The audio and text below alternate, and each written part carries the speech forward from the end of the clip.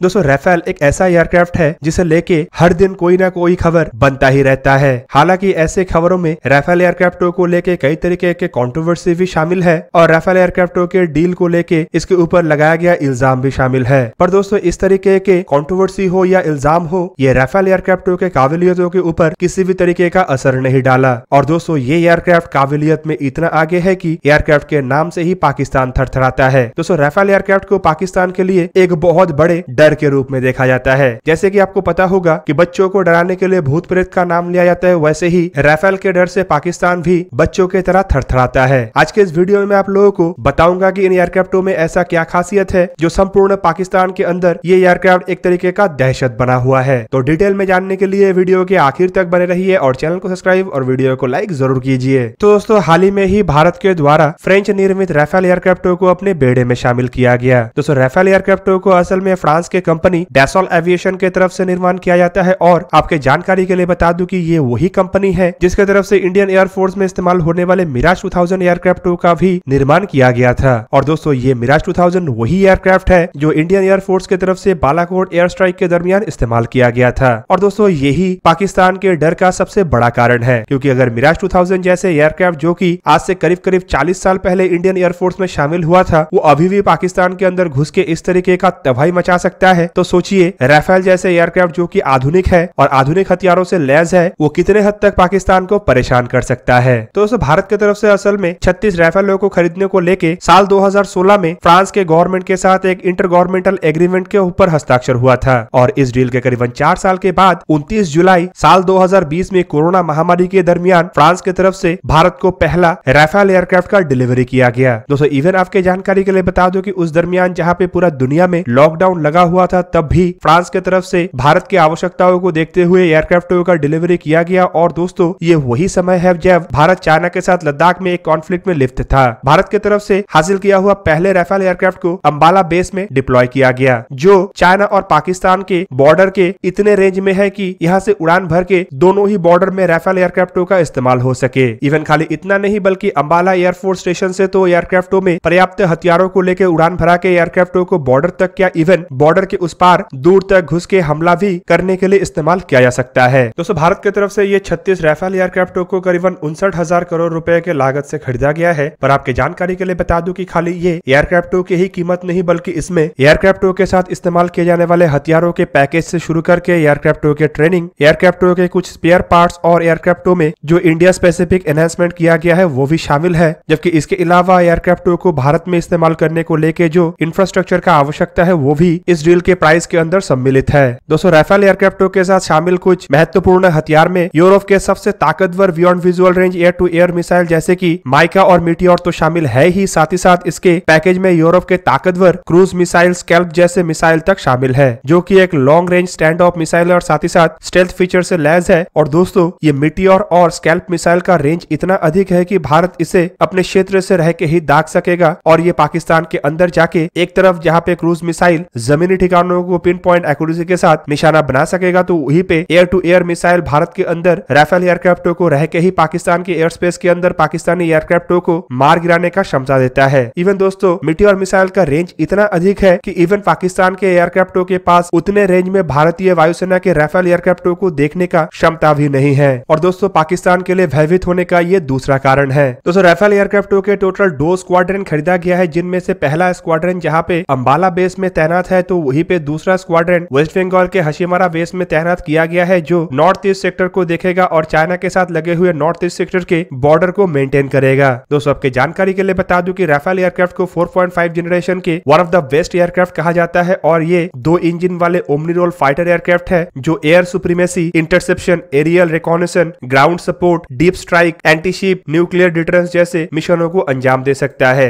और Rafale aircraft में इन सभी मिशनों को अंजाम देने के लिए अलग अलग तरीके के मिसाइलों को लगाया जा सकता है। 4.5 जनरेशन के ये एयरक्राफ्ट इवन इतना आधुनिक है कि इसमें कई सारे ऐसे टेक्नोलॉजी है जो ज्यादातर 5th जनरेशन के फाइटर एयरक्राफ्टों में ही देखा जाता है। इवन दोस्तों आपके जानकारी के लिए बता दूं कि पाकिस्तान का डर और अधिक बढ़ सकता है अगर भारत MRFA टेंडर के अंतर्गत भी राफेल एयरक्राफ्टों को खरीदता है। तो दूसरी तरफ इंडियन नेवी के टेंडर में भी राफेल एयरक्राफ्ट के मरीन वेरिएंट है और अगर इसे भी भारत की तरफ से खरीदा जाएगा तो पाकिस्तान का डर खाली जमीनी सरहद पे नहीं बल्कि समुद्री सरहद पे भी इतना बढ़ जाएगा कि पाकिस्तान को चारों दिशाओं में थरथराहट होगा। दोस्तों इंडियन एयरफोर्स के जो MRFA मतलब मल्टी रोल फाइटर एयरक्राफ्ट का टेंडर है, बताया जा रहा है कि इसमें राफेल एयरक्राफ्ट फिलहाल सबसे मजबूत दावेदार है। हालांकि इस टेंडर में और भी दुनिया के अत्याधुनिक फाइटर एयरक्राफ्ट है, जिनमें यूरोप के 2 और एयरक्राफ्ट जैसे कि यूरोफाइटर टाइफून और स्वीडन के साब ग्रुप की तरफ से निर्माण किया हुआ JS-39 ग्राइफिन ई शामिल तो है ही, साथ में अमेरिका के 2 कंपनियों की तरफ से निर्माण किया हुआ 3 एयरक्राफ्ट मतलब बोइंग के FA-18 सुपर हॉर्नेट ब्लॉक 3 और F-15EX ईगल 2 जैसे एयरक्राफ्ट तो है ही, साथ में लॉकहीड मार्टिन के F-21 फाइटर भी है। रशिया ने भी 2 एयरक्राफ्टों का ऑफर किया है जो MiG-35 और सुखोई Su-35 है। पर दोस्तों इन सभी एयरक्राफ्टों में राफेल एक ऐसे मजबूत दावेदार है जिसका संभावनाएं सबसे अधिक है और इस वजह से भी एक तरीके से पाकिस्तान थरथराया हुआ है।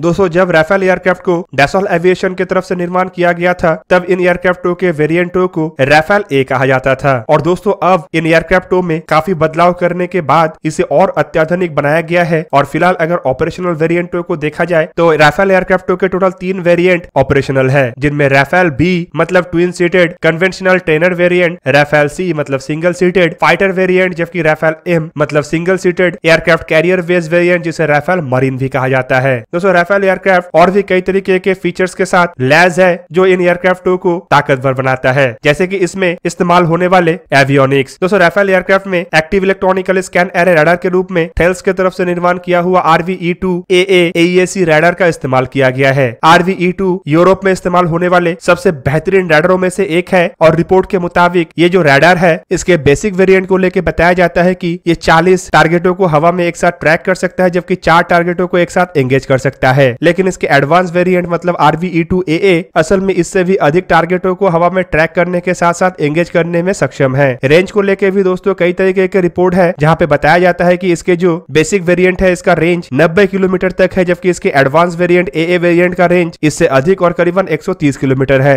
पर कुछ एक्सपर्टों का यह भी कहना है कि RVE-2AA के बारे में फ्रांस की तरफ से कोई जानकारी पब्लिक नहीं किया गया है और ये जो जानकारी पब्लिकली है ये असल में कुछ एक्सपर्टों का धारणा है, जबकि इससे भी अधिक ताकतवर है RVE-2AA रडार। दूसरी तरफ दोस्तों राफेल एयरक्राफ्ट में इस्तेमाल होने वाले इलेक्ट्रॉनिक वॉरफेयर सिस्टम को दुनिया के सबसे अत्याधुनिक इलेक्ट्रॉनिक वॉरफेयर सिस्टम या सबसे ताकतवर इलेक्ट्रॉनिक वॉरफेयर सिस्टम भी कहा जाता है, जो कि थेल्स की तरफ से बनाया हुआ स्पेक्ट्रा इलेक्ट्रॉनिक वॉरफेयर सिस्टम है। रिपोर्ट के मुताबिक राफेल एयरक्राफ्टों के कीमतों का एक बहुत बड़ा हिस्सा तो ये इलेक्ट्रॉनिक वॉरफेयर सिस्टम के पीछे ही खर्चा होता है। Spectra electronic warfare system Rafale aircraft को कई तरीके के खतरों से बचा सकता है, जिनमें इंफ्रारेड होमिंग से शुरू करके रेडियो फ्रीक्वेंसी लेजर थ्रेट तक शामिल है। इस सिस्टम के साथ असल में कई तरीके के सब सिस्टम इंटीग्रेटेड होता है, जिनमें radar warning, laser warning, missile approach warning system तो है ही, साथ में ये फेज एरे और रडार जैमिंग के खिलाफ भी डिकॉय के रूप में इस्तेमाल हो सकता है। दोस्तों ये जो इलेक्ट्रॉनिक वॉरफेयर सिस्टम है ये भी पाकिस्तान के लिए एक चिंता का विषय बना हुआ है, क्योंकि सुखोई 30 MKI में इस्तेमाल होने वाले इलेक्ट्रॉनिक वॉरफेयर सिस्टम को पाकिस्तान अपने सबसे ताकतवर एयर टू एयर मिसाइल मतलब M120C से भी काउंटर नहीं कर सका, तो वहीं पे राफेल के इलेक्ट्रॉनिक वॉरफेयर सिस्टम को काउंटर करने का तो सवाल ही नहीं उठता। दोस्तों इलेक्ट्रॉनिक वॉरफेयर सिस्टम के अलावा राफेल एयरक्राफ्ट में थेल्स के SIGINT OSF मतलब infrared search and tracking system का इस्तेमाल किया गया है, जो एक ऐसा सिस्टम है जो बिना रडारों के इस्तेमाल से ही एयरक्राफ्टों को ट्रैक करके मिसाइलों को गाइड कर सकता है। दोस्तों इस तरीके के सिस्टम के कारण एयरक्राफ्ट काफी हद तक रडार साइलेंस को बरकरार रख सकता है और अन्य एयरक्राफ्टों के द्वारा या फिर कहे तो ग्राउंड बेस रडारों के द्वारा डिटेक्ट करने से भी अपने आप को बचा सकता है। कुल मिला के राफेल एयरक्राफ्टों के ये जो एवियोनिक्स है ये पाकिस्तान के लिए चिंता का विषय इसीलिए बना हुआ है क्योंकि ऑलरेडी इन एयरक्राफ्टों से पुराने एयरक्राफ्टों को या फिर कहे तो पुराने टेक्नोलॉजी में बनाए हुए एयरक्राफ्टों को काउंटर करने का क्षमता पाकिस्तान के पास नहीं है, तो वहीं पे राफेल एयरक्राफ्ट को किस तरीके से काउंटर करे। दूसरी तरफ पाकिस्तान जिस तरीके से भारत को काउंटर करने को लेकर चाइना के ऊपर निर्भरशील है और चाइना के हथियार जिस तरीके से बार बार पाकिस्तान को धोखा दे रहा है, ये भी अब पाकिस्तान का डर का एक कारण बना हुआ है। तो दोस्तों ये था आज का वीडियो। अगर आपको वीडियो अच्छा लगा तो लाइक कीजिए और मेरे चैनल को सब्सक्राइब कीजिए और साथ में बना हुआ बेल आइकन को भी प्रेस कर दीजिए ताकि आप मेरा वीडियो देख पाए सबसे पहले। जय हिंद।